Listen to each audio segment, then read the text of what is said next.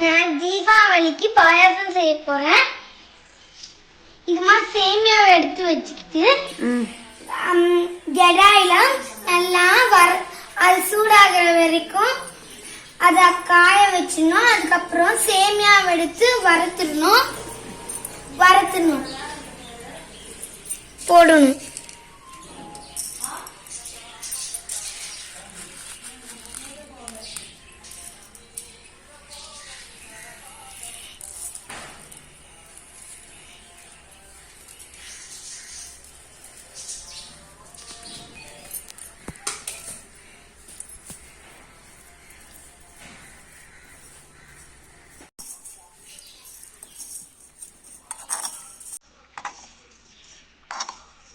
Colour மாறிச்சு.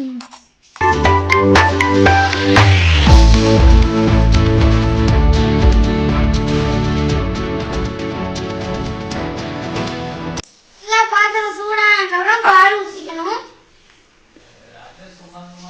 வாங்க பாத்திரம் சூடாயிடுச்சுன்னு பார்க்கலாம். சூடாயிடுச்சு, பானை சூடாயிடுச்சு. இப்ப நம்ம பாலை ஊற்றலாம்.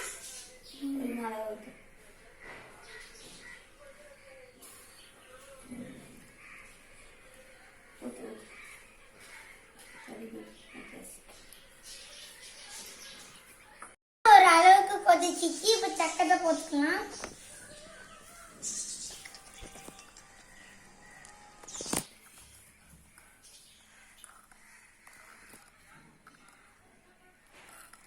இப்ப சேமியா கொத்திக்கலாம்.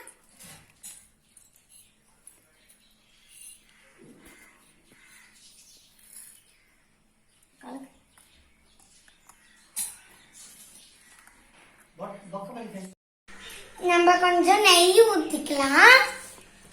நெய் ஊத்திட்டு பாதாம் போட்டுக்கலாம். பாதாம் போட்டுட்டு முந்திரி பருப்பு போட்டுக்கலாம். அதுக்கப்புறம் கொஞ்சம் ஏலக்காய் போட்டுக்கலாம். அதுக்கப்புறம் திராட்சை போட்டுக்கலாம்.